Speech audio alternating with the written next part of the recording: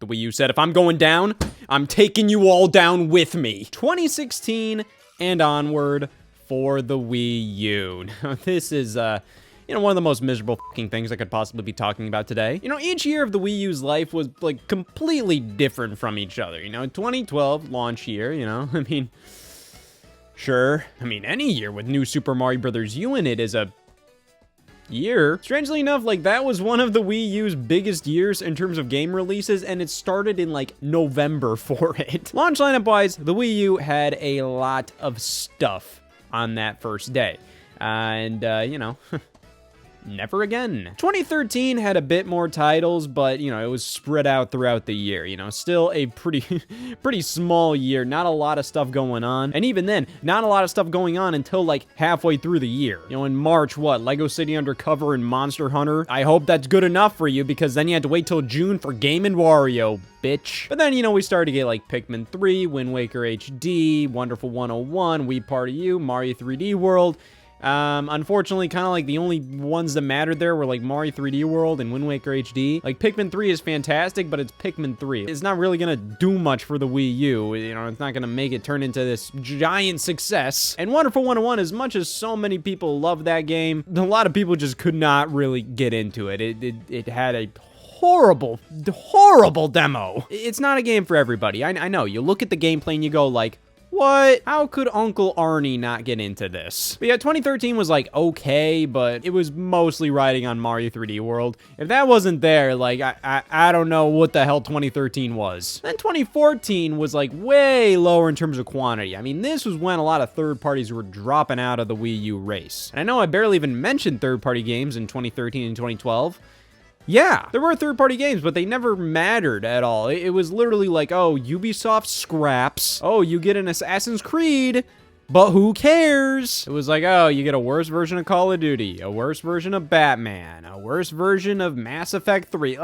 Who cares? Of course, fans didn't, and developers didn't, because by 2014, the only major third-party game that came out that year was Watch Dogs.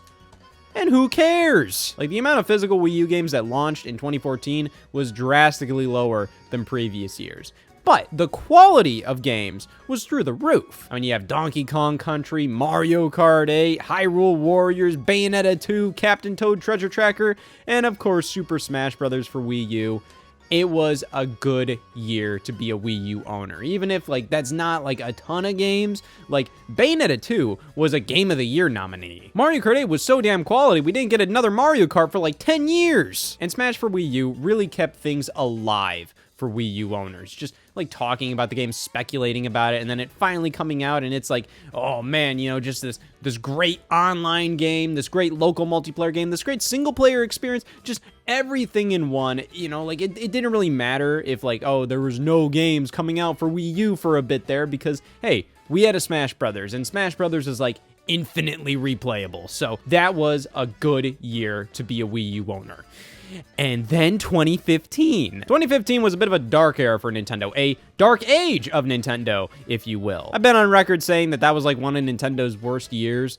Of course, with the year I'm about to talk about, that's up for debate. Obviously, I don't really think it was their worst year, but it felt like the year where everything was starting to crumble down. That's kind of why it was the worst for me. Because you had bad game after bad game after bad game release. It was unfortunate because a lot of good quality games came out in 2015. We had Yoshi's Woolly World, Super Mario Maker, Xenoblade Chronicles X, Splatoon. Kirby and the Rainbow Curse was okay. I think that game mainly thrives on its art style. It's absolutely gorgeous, and that released in February of 2015. And then we have, Mario Party 10.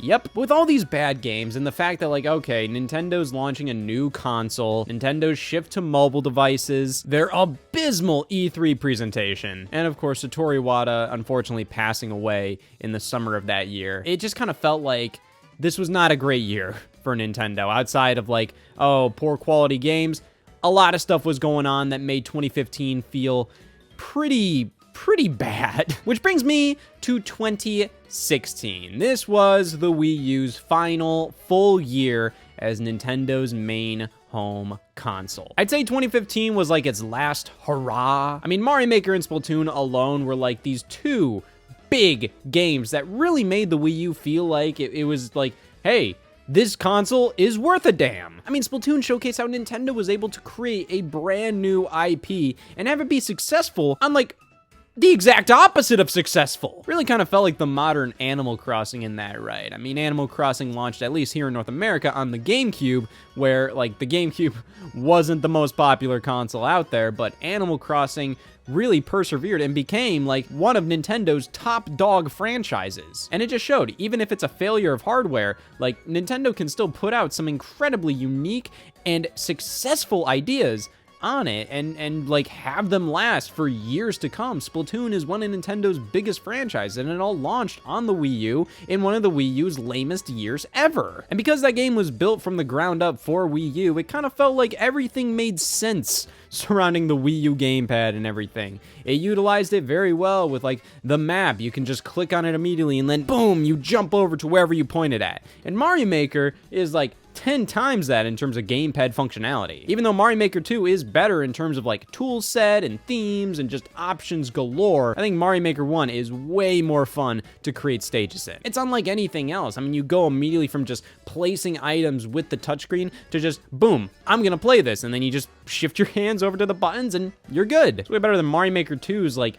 funky ass using control sticks to place blocks. It's so lame. It makes me feel like I'm an old man typing an email out. But those games really gave me hope that the Wii U had a bit more life left in it. And 2015 sounded like it was going to be a much better year than it ended up being. I mean, going into it, we thought games like Star Fox and Zelda Wii U were launching that year. Of course, those shifted over to 2016, and in addition to all the other things we knew was happening in 2016, like, this felt like it was going to be a pretty okay final year for the Wii U, all things considered. Nintendo consoles have infamously not had great final years. Look at how many games released for the N64 in 2001.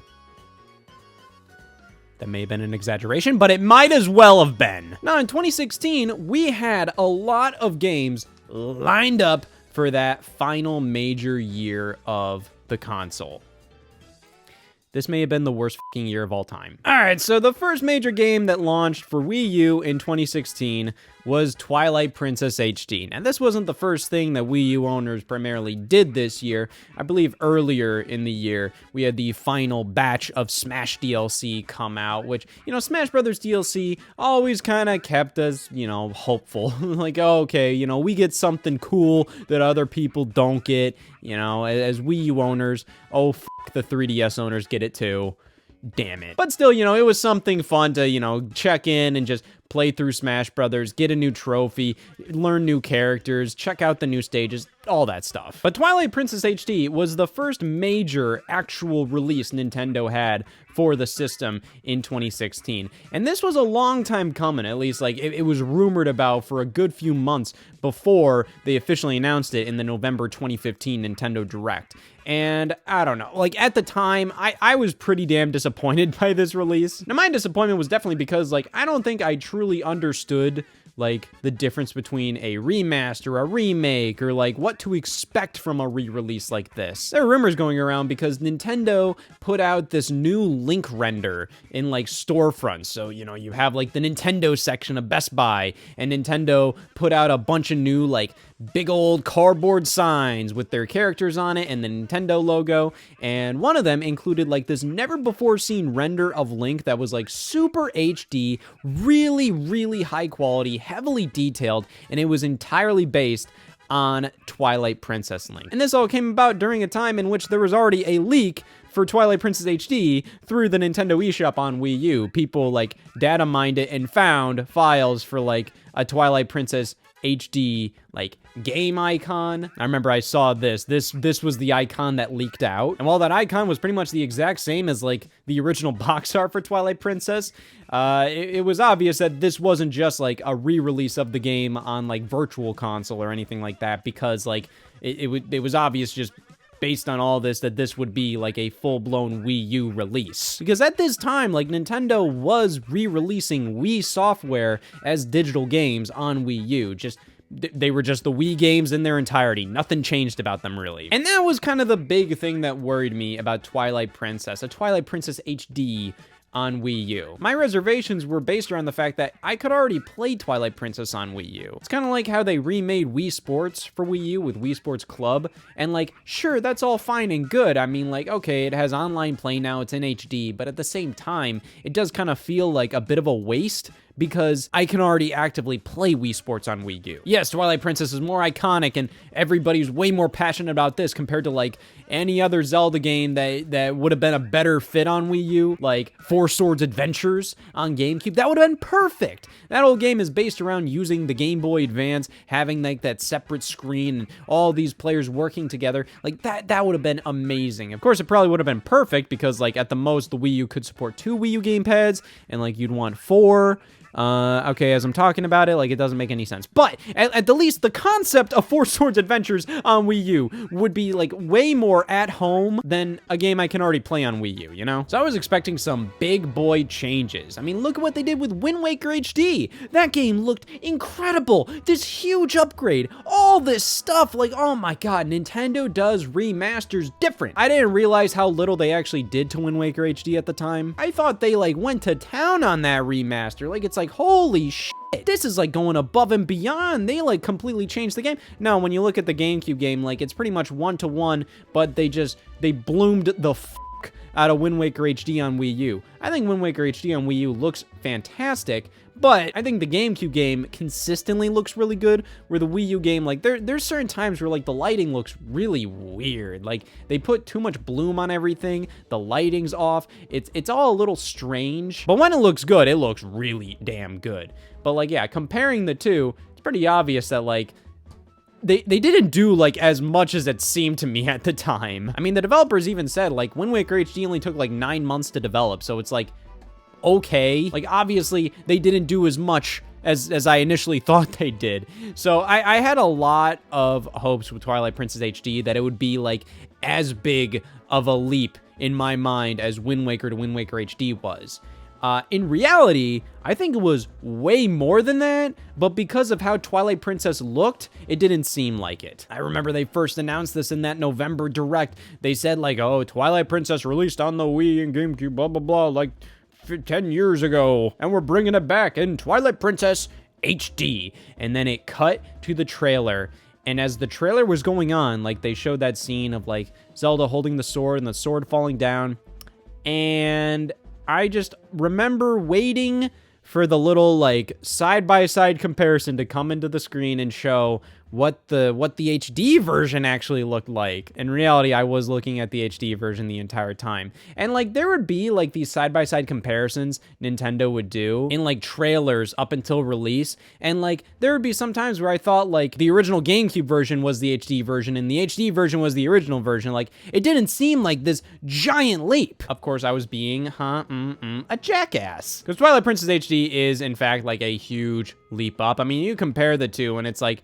yeah, like, they did a lot of work to this game. They did a lot of texture work. You know, they spruced it up real good. It's cleaned up to oblivion, but there's only so much you can do to Twilight Princess before, like, you just have to flat out remake it to make, like, everything look more modern. Wind Waker just held up art style wise and graphically to the point that, like, yeah, when they released it, it just seemed like it could blend in with all the other games releasing that year. You know, it didn't seem like it was an old game remastered. This looks like an old game, but it's remastered. I think it's mainly due to the more realistic art style, the more, like, simplistic geometry. Like, you look at the mountains in the game, the terrain, or just, like, random things, and it's just like, yeah, it's a lot blockier. Like, it all still looks fine, but, yeah, it definitely, you're not fooling anybody. It definitely looks like a game from 10 years prior. But with that being said, for being a remaster of a game 10 years prior, this is pretty damn good. I mean, like, I've definitely come around on Twilight Princess HD. I still have some problems with it. I think it would have been pretty sick if you could have used, like, the original Wii Remote and Nunchuck control scheme of the Wii version. This game is entirely based on the GameCube release of Twilight Princess, which, you know, fair enough, because that was the way Twilight Princess was originally developed, and then they just kind of hastily ported it over to the Wii. But, you know, a lot of people, in fact, most people, grew up with the game on the Wii. So I think it would have been really cool to have Wii Remote and Nunchuck support, be able to play that original Wii version in HD.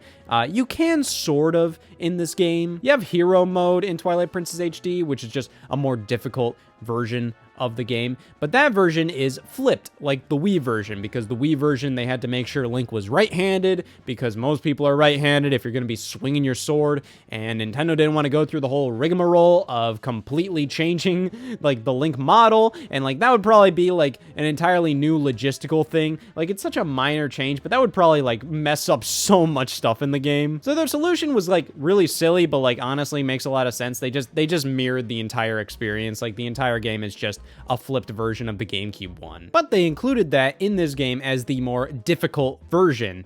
I just think it would have been cool if they included, like, the full, like, it's like, hey, you can play Wii style or GameCube style. Have at it. I'd also say they have more content in this one. They have, like, Miiverse stamps you can find, and, like, the game came bundled with a Wolf Link amiibo, which brought us to a brand new dungeon in the game. It's pretty much just, like, an endurance round of just, like, hey, like, defeat all these enemies, you know? It's not, like, this crazy, substantial new dungeon, but it's still a new dungeon nonetheless. Twilight Princess HD, I think, deserves a lot more respect.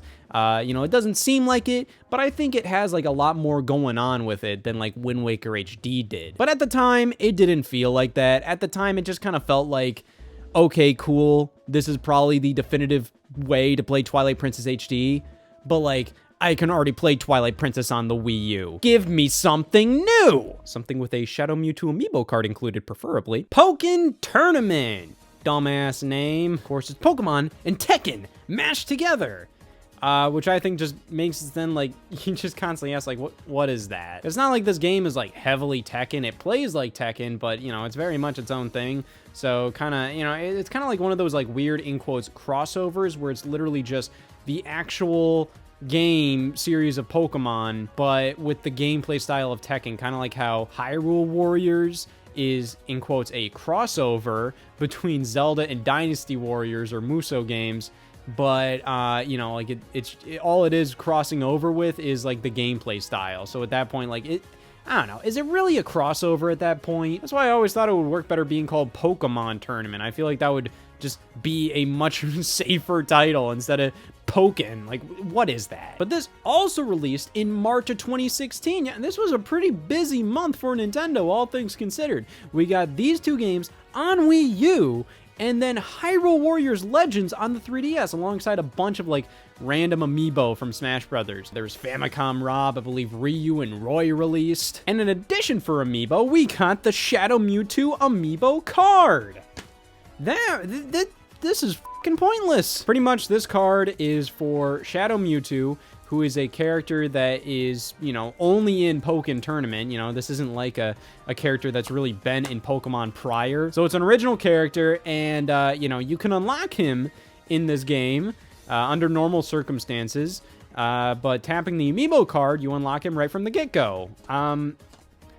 Well, that's just kind of pointless to me. Like, whatever, especially the fact that it's included. It's you might as well just launch the game with him unlocked from the get-go. Okay. But yeah, Pokken Tournament, there was, like, a bit of a build-up to this one. You know, it was originally an arcade game only in Japan. I believe there was, like, this preview that happened at, like, this Pokemon event or something where they showed, like, a realistic world where, like, Pokemon were fighting, and, like, people thought this was gonna be, like, another Pokemon Coliseum or Stadium type game. But now it was revealed to be, like, this is Pokken Tournament. This is a fighting game, which is honestly, like, a really cool and fun idea for Pokemon. You know, a specific Pokemon fighting game. Like, that's really fun. And yeah, in 2015, they finally announced, like, yeah, it will be coming stateside to home consoles on the Wii U. Obviously, like, that made all the sense in the world. And yeah, upon playing it, it's fine. I don't think you can ever say this is, like, a bad game by all means. Like, it's either you like it or, like, it's just not your thing. It's really just not much my thing. I mean, like, you can have fun with it, but, like, for a fighting game like this, it's all about just kind of button mashing for me and just kind of like, oh, that was kind of silly, wasn't it? Surprisingly enough, though, this actually was, like, outselling Street Fighter V around this time, which launched around the same time. You also got, like, specific Pokken Tournament controllers released by Hori for the Wii U. You know, like, so, like, this was a pretty big release for Wii U. But at the end of the day, it is mostly, like, an arcade game ported to console. That's what this is at its core. So, at the end of the day, like, there's only so much that can really do. It's really, you're only really going to get anything out of this if you actually, like, commit yourself to, like, okay, I wanna learn this fighting game. I wanna do really well at it. It's not like a Smash Brothers game where you can be like absolute dog shit at the experience, but like you can still have fun like going through everything and unlocking everything. And not really with Pokken Tournament. Yeah, it does online play, and 2 players kind of strange in the game because they don't have split screen.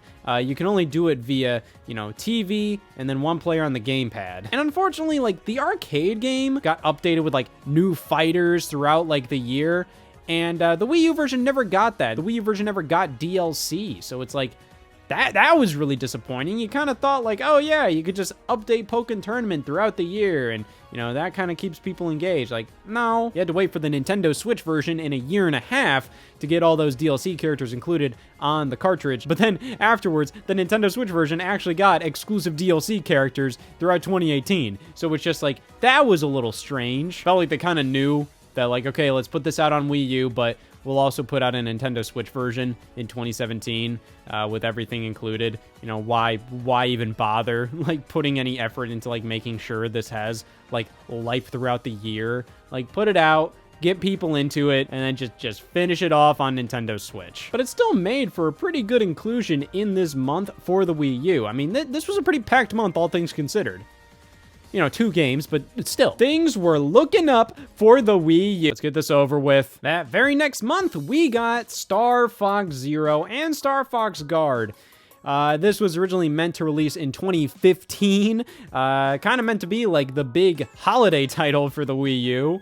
The fact that it released in April and nobody gave a damn showed like, hey, at least it wasn't the holiday title for the Wii U in 2015.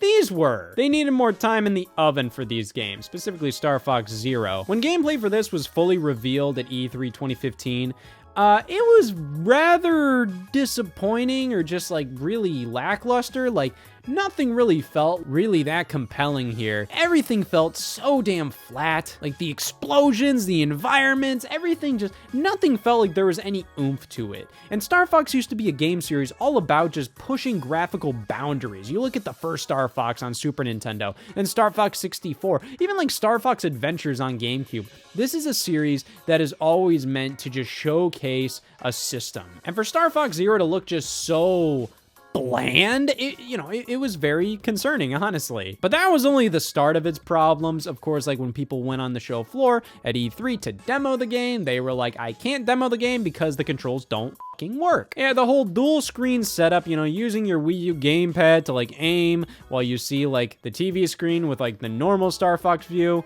Like for some people, it worked. Good for you. The rest of the planet despises this game. I remember there being like a lot of miscommunication because like at E3 2015, I remember there being something like, oh, you can disable the motion controls, or you can disable this, or like you can change that or something. By the time this game actually released, they were like, no, go f yourself. I was seeing progress being made with this game. You know, the more they showed it off, you know, they were showing off more graphically impressive areas. You know, the box art was changed from E3 2015 with this like dumbass looking thing to like this, like, you know, admittedly really nice looking box art. Like this looks crazy cool. And after numerous delays, like this game got delayed like twice at this point, finally released in April 2016. Those delays didn't fucking matter, apparently. I don't like Star Fox Zero. I don't think it's a really good game. Now, a lot of people would disagree with me, and I totally respect that. It's just that I dislike this game so much that I'm not really willing to put that amount of time into it to really get anything of a good game out of it. I know what it is. I know I don't like it. So I don't care. Kind of the main thing people say is that you gotta just play through it more. You know, you play through it a couple times or commit a couple more hours to it and really learn the controls. And then, and only then, will you fully appreciate this game. I don't think that's true because even then, at that point, this game barely does anything different from Star Fox 64. It's literally like a basic-ass retelling of Star Fox 64 with like a couple alternate hiccups in the way, like, oh man, this happens that's different, or this happens that's different. It's boring. This entire game series is built up of retellings of Star Fox 64. The original Star Fox and Star Fox 64 are kind of like similar games at that point. And then you have Star Fox 64 3D, and then Star Fox Zero, and it's just all the same shit. It's so weird to me that, like, in 2016, they actually tried to make use of the Wii U gamepad the final year the system was relevant, and even then, like, was it really relevant? And it doesn't even, like, look that great, and there's just not much to it other than just the core single-player mode, and even then, like, Star Fox is, like, also a lot about the multiplayer. You know, Star Fox 64 multiplayer is a good time, and this game barely has multiplayer. The multiplayer in this game is literally just, like, pretty much separating your controller, so then, like, one player has the gamepad and one player has the TV screen, so then one player controls the ship and the other player aims. Just some dumb, stupid-ass, like, Mario Galaxy-ass multiplayer there. One player collects star bits. Like, pfft. I'm not gonna say Star Fox Zero is, like, an abhorrent game. I don't like it. It's not a good game to me. And this is a game that really made me, like, rethink, like, how much I really want to support Nintendo in 2016. There's a lot more stuff going on. I wanted to pick up, like, Uncharted 4, Ratchet & Clank on the PS4. The Last Guardian was releasing that year for the console. Spider-Man got announced at that E3, and then Horizon Zero Dawn was releasing early that next year. Like, there was a lot of stuff that was going on that made me, you know, shift a little bit of my focus to the PlayStation 4 compared to the Wii U. And I gotta be honest, Star Fox Zero kind of quickened that experience for me. I was just like, yeah, get me the hell out of here. This also happened around the time that Zelda Wii U was further delayed from 2016. Nintendo announced that, hey, Zelda Wii U is not releasing in 2016. It's coming to, you know, our next system as well, but also at E3 2016, we're not going to really be showing off literally, like, anything else other than Zelda. So, that, in addition to this game being, I definitely lost a bit of faith in Nintendo at this point. You know, further by the fact that, like, why was this its own disc? Star Fox Guard came in a bundle with Star Fox Zero. That's the only way it ever released in North America, so, like, the way they talked about it, like, on the back here, like, doesn't make any sense to us, where it's like, no need to download the special demo for Star Fox Guard that's available via Star Fox Zero. You've already got the full game right here. So, yeah, in Star Fox Zero, you could download a demo for Star Fox Guard, but, like, every copy of Star Fox Zero came with Star Fox Guard, so I don't know what happened there. I think what happened was Nintendo expected to have the first prints of Star Fox Zero come with this physical copy of Star Fox Guard. And then when they would do the second run of Star Fox Zero, it would just be Star Fox Zero, and Star Fox Guard you just have to download digitally. But obviously that didn't happen, considering that I got like 10 copies of Star Fox Zero from Five Below for $5 a pop. This game didn't sell very well.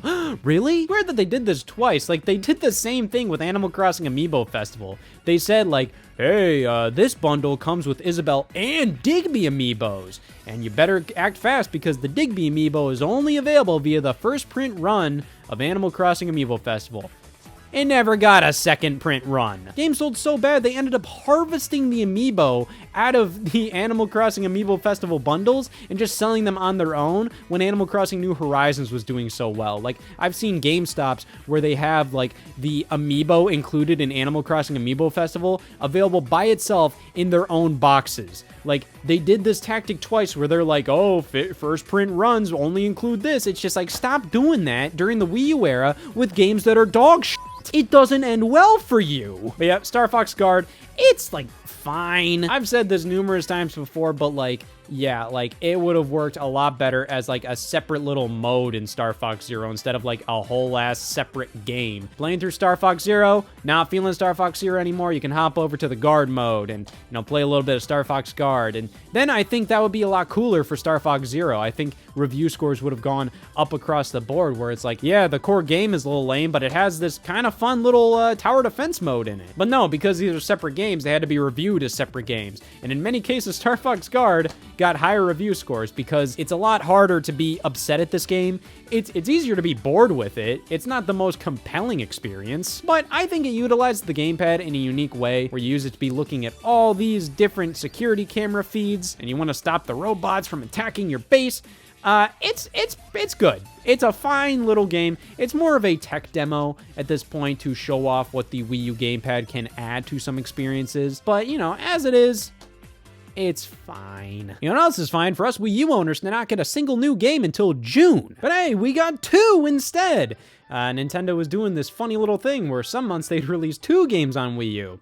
Don't know why they did that, considering, like, these are some of the last games on Wii U, so, you know, nothing really else for the rest of the year. But here we have Mario and Sonic at the Rio 2016 Olympic Games and Tokyo Mirage Sessions Sharp FE. So these came out after E3 2016, where my faith was officially restored in Nintendo, following just an amazing showing for The Legend of Zelda Breath of the Wild, and a couple of other cool little announcements. You know, they showed off some other trailers for stuff like Paper Mario Color Splash, and then they also released Rhythm Heaven Mega Mixed on 3DS that day. They announced stuff like Mario Party Star Rush and a bunch of new amiibo. You know, as small of an E3 it was, you know, they definitely made the most of it. This was obviously a very off year for Nintendo. It was kind of the calm before the storm, because all throughout this, like, non-stop rumors and leaks surrounding their next console. And what better way to celebrate that than 2 games nobody really gave a shit about, eh? These not only released the same month, these released the same day.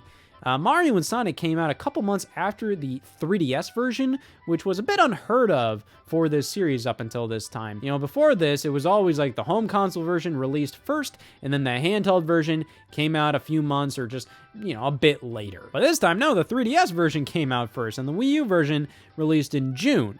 And, you know, they're both kind of like, you know, hey, they represent Rio 2016, but they're both kind of, you know, different games. And hey, when I went to the store, I kind of thought, you know, hey, you know how I am. I like my colorful, dumb old Mario and Sonic type kind of games. And, you know, for the kind of games I like, I'll probably get more out of Mario and Sonic. But you know what? Tokyo Mirage Sessions, there's no way this is going to be, like, readily available for much longer. You know, this is going to be like a super niche game, whatever. So I got this instead that day because I only had money for one. I decided to buy this.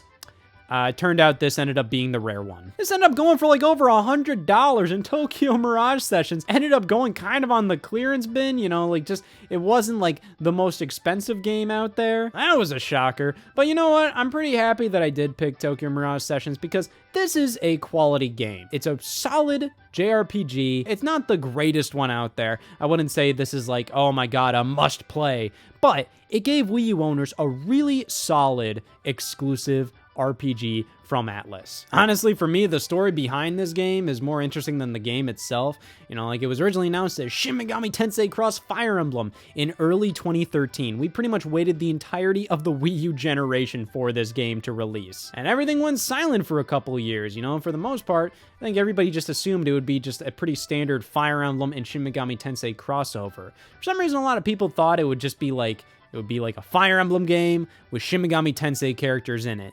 But Atlas was developing it, so I think it would have made a lot more sense if it was, you know, a Shin Megami Tensei game with Fire Emblem characters in it, which is more so what this is. And even then, it's more of like its own weird little thing. So it's just like, yeah, it is a crossover, but like, it's kind of like a new franchise, but it just includes Fire Emblem characters as like supports.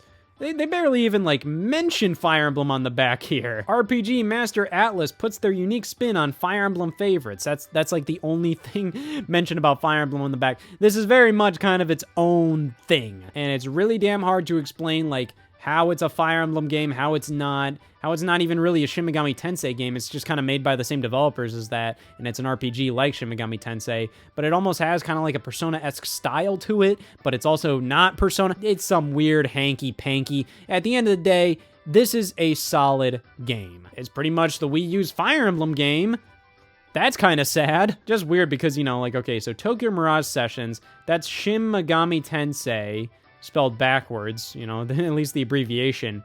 And then Sharp, like a music thing, FE for Fire Emblem. But like in trailers, they had to make sure that the logo showed like Fire Emblem, and that would be consolidated to FE. So at that point, I'm like, what? The title already barely makes any sense. Why not just call it Tokyo Mirage Sessions Sharp Fire Emblem? Probably because advertising it as a Fire Emblem game makes no goddamn sense. Fire Emblem characters just happen to be a part of it. Okay, but part of me always wondered, like, what if I got Mario and Sonic instead? That would be a giant fucking mistake. This is probably like the worst game in the entire Mario and Sonic franchise. It's literally just like a bunch of sports. That's all it is. And like, yeah, that's what all the Mario and Sonic games are. But when you look back at like even the first game and then Olympic Winter Games on Wii and London 2012 on Wii and even Olympic Winter Games on Wii U, and that one's not even good. They all have a certain style and flair and passion put into them. And also like they have the Dream events, which are, you know, kind of Mario and Sonic styled versions of like sports and Olympic events where like, oh man, you get Mario Kart items or like they take place in Mario-esque worlds. This game has none of that. It's obvious they just didn't put any of them in there because like they didn't have time or they didn't want to waste any of their resources on just putting stuff in a game when it's just like, who cares in 2016 if a Mario and Sonic game on Wii U is any good? Just make it the bare minimum. I mean, for what it is, like you get what you kind of expect, I guess. It's like, I don't know, but like, man, like there's nothing to this one. It is a downgrade from like Olympic Winter Games on Wii U in every way. And even then, like I said, Olympic Winter Games on Wii U wasn't even good to begin with. Like, this is a pretty rough one. This is not the greatest Mario and Sonic game by a long shot. It's quality enough to like pass the bar for like what's expected out of like a game that looks like this. Like if you're a kid and you pick this up, like, you know, hey, like when you look at the menu and you play through the games, like, yeah, that's about what I expected. But just look at everything on offer from Olympic Winter Games and London 2012. Like, there's just so much more there, and just to have this is just like, wow, what a spit in the face to a game franchise where people playing it already have spit on their face, you know? Speaking of which, Paper Mario Color Splash. So this was pretty much the only other Wii U game they released in 2016. It was not a very big year. So, yeah, June was when the last two games released, and then we had to wait till October for really anything else to come out, and that was Paper Mario Color Splash. Yeah, this game had a pretty tumultuous, you know, reveal to release. You know, it was revealed, and everybody was like, oh my god, a new Paper Mario, it looks so gorgeous! And then it was obvious this was a direct follow-up to Paper Mario Sticker Star on the 3DS, which did not get great reception. That game was just so flawed in so many ways. For some reason, it got like decent reviews, which is crazy because it is very well hated these days. You will be pressed to find somebody that defends it much. And it all kind of stemmed around the battle system being dumb and the fact that the game just had like no original characters.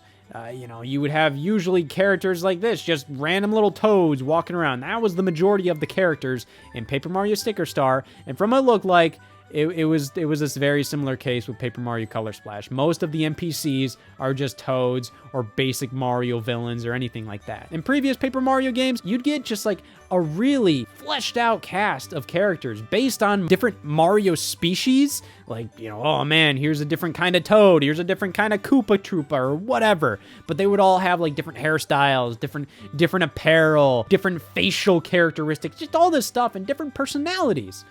Whereas in Sticker Star and what it seemed to be in Color Splash, like, it was just all like, oh man, you're talking to different toads and they all say funny things and they all look the damn same. On the road to release, like, this game was like constantly battling between like, okay, like, oh yeah, it's showing something kind of cool and something that you might actually want. And then it's like, oh great, it's more of the same garbage from Sticker Star. But it finally released in October. And I think overall, without any bias, because I do like this game, I think overall, like, it's a fine game. It is not perfect by any means. It is entirely imperfect. But, like, when you actually just sit down and experience the game as a whole, it's not bad. It's a pretty fine time. Graphically, it's gorgeous. They perfected the paper aesthetic in this game. And then you also have the music, which is just, oh my god, it is some of the best in the franchise. The writing is so damn good. It's so funny and just so genuinely amusing.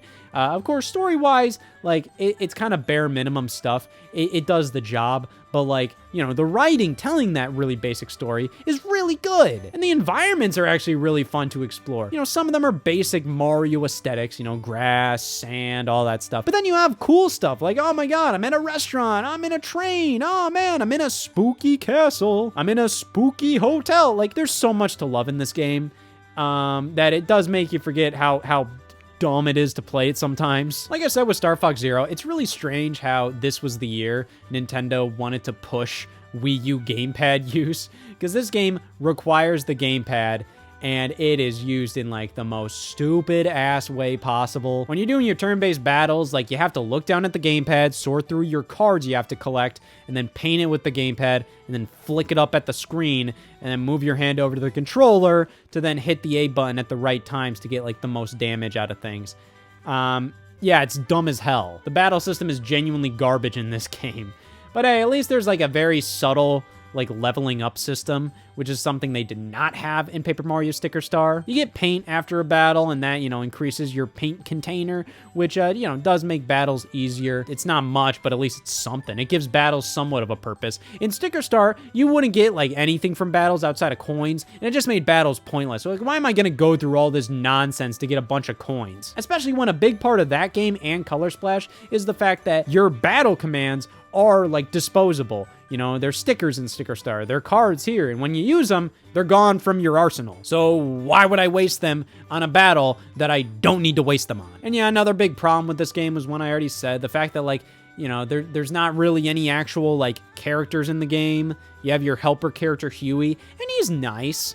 But other than that, like, there's really nobody original other than, like, basic-ass Toads. And they'll still have, like, names like, oh my god, this Toad's a professor. This Toad's an archaeologist. But it's like they all look the same. They all have similar personalities too, and like they say funny things. They have fun things to read, but it's just like, man, like, yeah, like I said, this game isn't perfect. However, this game was a good time to play during a bad time for Wii U owners. I remember playing through this game all throughout October, and it was a great time. And the exact day I beat it was the same day that the Nintendo Switch was revealed. So, that was a little poetic. I don't know much great poetry, but yeah, October was around the time that the next Nintendo console was fully unveiled. Throughout 2016, the majority of that year was spent just wondering what the hell the Nintendo NX was. That was the codename for Switch. I remember in 2015, Nintendo said, we will reveal more info about the NX in 2016. And as soon as January, like, we were all talking like, oh, it's gonna be this month, right? No, we had to wait the entire damn year to get anything. I think they wanted Paper Mario Color Splash to come out, so then they pretty much had, like, nothing else in the pipeline for Wii U at that point. So then they could just officially just go, this is our next home console. Don't even bother with this. Other than those physical game releases by Nintendo, there really wasn't much going on, even on the eShop side of things. We got like Mini Mario and Friends Amiibo Challenge, which was just this kind of lame, cheap way to try and sell more Amiibo. I mean, in many cases, it was cool. It was taking like a Mario versus Donkey Kong game and, making it free, but you have to get Amiibo with it. But, like, did that really help things? Did that really help Amiibo sales? Like, come on, guys. Like, it's a Mario versus Donkey Kong game. Nobody gives a shit about those anymore. Lost Reavers was, like, an exclusive Wii U free-to-play online multiplayer game by Bandai Namco. I believe it was more of, like, just, like, a pet project for students at that point. It was just kind of like, hey, let's do, like, a test project for you guys, and we'll make it exclusive to Wii U, so who the hell cares? But yeah, I played that game, like, once, like, randomly in, like, 2019 or something, and one player was online, so I got to play it for, like, 20 minutes, and, yeah, it wasn't very good, but, like, hey, I got my Lost Reavers experience in, everybody. Of course, indie games kind of help things out, Super Meat Boy came out on Wii U, which was pretty damn cool. Meat Boy was originally meant to go out on, like, Wii Shop Channel on WiiWare, but it was too big for that, like, the file size. There were strict file size restrictions on WiiWare, so, they were finally able to put it out on a Nintendo console with the Wii U version. Unfortunately, I know a lot of people didn't like the fact that, the soundtrack had to be changed for copyright reasons. That's unfortunate, but hey, Super Meat Boy is still like an indie legend. They also had like Axiom Verge on Wii U this year, which kind of gave you your 2D Metroid fix, and Mutant Mudds Super Challenge. That was a cool, super challenging sequel to Mutant Mudds. The problem was, I think the title made things really difficult for it to sell. Not only did, like, I think Mutant Mudds originally did really well because, like, it came out at a time when, like, the 3DS, like, didn't have a ton of really quality, like, smaller indie eShop games to play. And, that came out at that time. Perfect time for that game. By 2016, on both Wii U and 3DS, I don't think that kind of game was nearly as in demand. And also the title Mutant Mud Super Challenge just kind of makes it sound like a variant of the game or like a DLC to the original game, you know? Other than those, I mean, physically, a couple games released this year. This was kind of a year where a lot of indie games were actually getting physical releases. Now, Minecraft on Wii U got a physical release, which, that all got a digital release in December of 2015, but that also came alongside the Mario Mashup Pack, so that was kind of a big deal. We had Mighty Number 9 released in June of 2016, and that had rumors that it was gonna brick your damn Wii U. I'm so glad that was the version I picked. I don't think those rumors were actually true, but yeah, I picked up Mighty Number 9 right alongside like Tokyo Mirage Sessions, or at least kind of close to it. They released all kind of around the same time, so hey, June was a big month for the Wii U. You know, hey, look at all the games that released. This is a big month for us. We got like Runbow, the Steam World Collection physically, Shantae Half Genie Hero, a lot of stuff. But of course, most of the year, third-party wise, we only got like Lego games, Just Dance, Skylanders. Bayonetta 2 got a reprint to go right alongside the Smash DLC that came out in early 2016. With the final character being Bayonetta, Nintendo reprinted Bayonetta 2 without the Bayonetta 1 disc included, and retailed for $30, so, that's something. Nintendo Selects. This year sucked. To be fair, Nintendo Selects was how I played Pikmin 3 for the first time, and just seeing like a bunch of really good Wii U games get like $20 releases, that was nice. But then you had like some BS ones like Nintendo Land getting a Nintendo Selects re-release. It's just like, come on, guys. That was free for pretty much every Wii U owner. You're not fooling anybody with that one. Get out of here. There's a lot of virtual console games. We got TurboGrafx 16 games, and those were like never advertised. Like they just started appearing on Wii U eShop. I don't even think anybody ever like really officially like mentioned them. I don't think Nintendo ever mentioned it. I don't even think Konami, who was releasing those TurboGrafx 16 games, mentioned it. This was so under the radar, I don't think many people even realized TurboGrafx 16 games were on Wii U eShop. We got some N64 games, DS games, Game Boy Advance games. But I mean, like, there wasn't much going on, man. 2016 was definitely more about, 3DS, wait until Pokemon Sun and Moon came out that year. Nintendo's mobile efforts, which were finally being shown off. We got Miitomo, Mario Run, Pokemon Go. That was huge that year. That was kind of the big thing for Nintendo that year. So, big stuff happened in 2016, but, yeah, it was the worst fucking year of my life. But that all changed in 2017. 5 games for the Wii U released this year. The Legend of Zelda Breath of the Wild was the last game Nintendo released on Wii U. Might as well have been the last Wii U game in general. It launched day and date with the Nintendo Switch, which some people kind of, looked at and was like, oh, why would you do that? Because with Twilight Princess on the Wii and GameCube, Nintendo did a different tactic of the GameCube version released a month after the Wii launched with Twilight Princess, so it kind of incentivized you to get a Wii with Twilight Princess, but if you really didn't want to, you could just wait for the GameCube version. But I don't think Nintendo cared because, like, genuinely, like, who gave a shit? This wasn't worth having, like, some kind of master plan over a way to get all these Wii U owners to buy a Nintendo Switch. And they were gonna buy a Nintendo Switch regardless, so, like, who cares? And yeah, Breath of the Wild on Wii U is Breath of the Wild in its entirety. It doesn't run as well, like it runs at a lower resolution. It has some funny little quirks, like when you hit the home button and you go back into the game, it has to load back, which is kind of funny. And you could also get all the DLC from Breath of the Wild in the Wii U version, which included a Nintendo Switch shirt. But other than that, this was Breath of the Wild, and it was kind of just like fulfilling that generation-long promise that, Zelda would release on Wii U.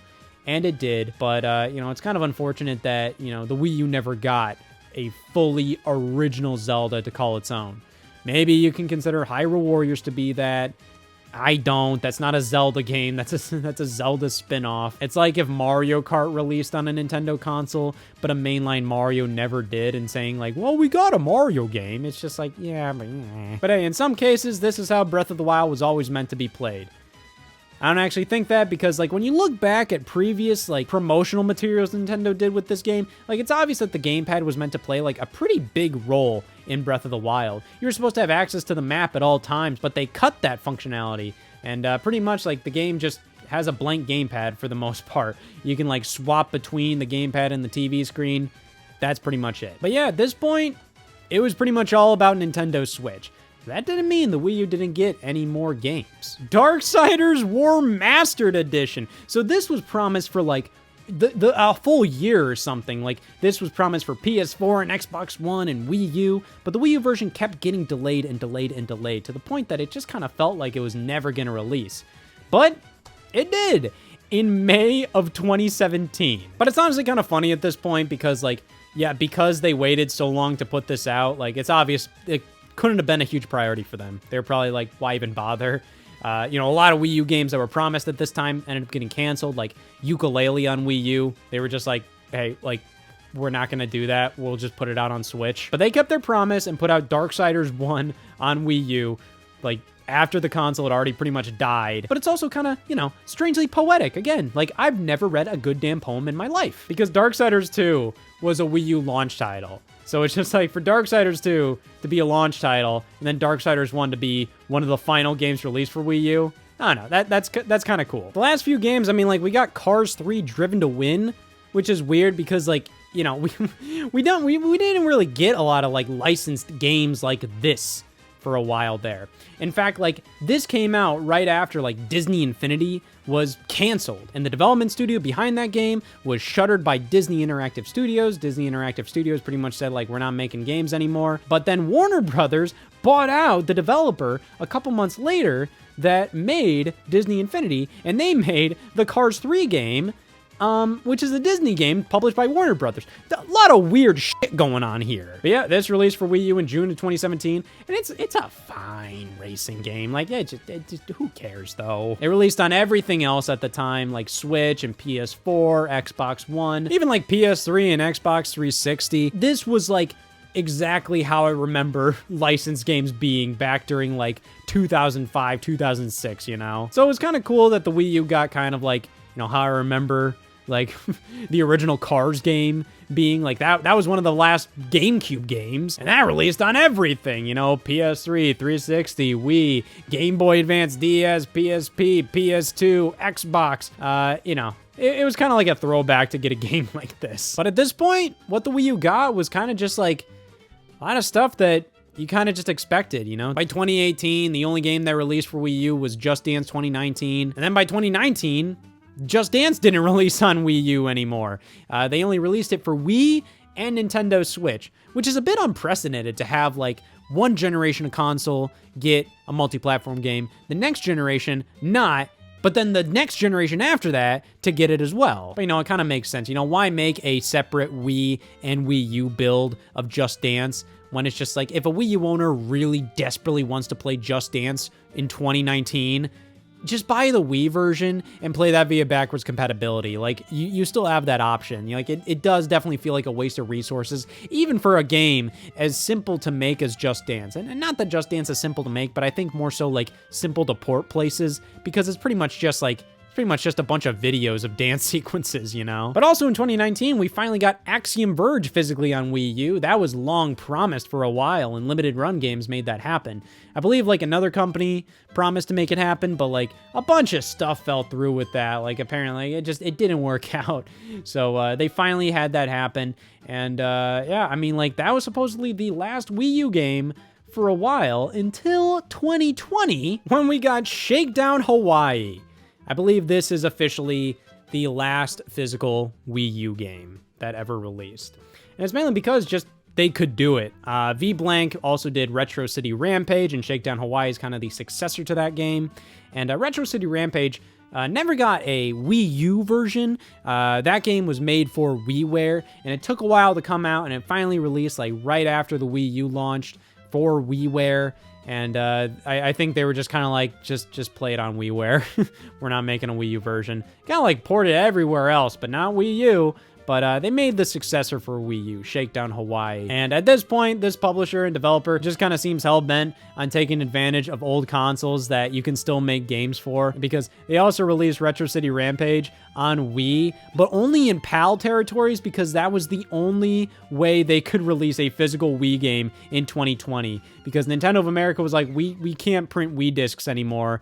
But Nintendo of Europe was like, yeah, we can do that. And then they did it again on the PS3. Like, they released their games on PS3 because, like, they could. very recently. They were just like, yeah, like we want to be the last PS3 game ever released because, you know what, they were with Wii U. And those were the final major years of Wii U. After that, you know, things were announced like the eShop was closing, online multiplayer was being taken down. For a while there, the Wii U was still getting a bit of support, but it came to a crawl like after 2017. 2017 only had like 4 or 5 games released in it.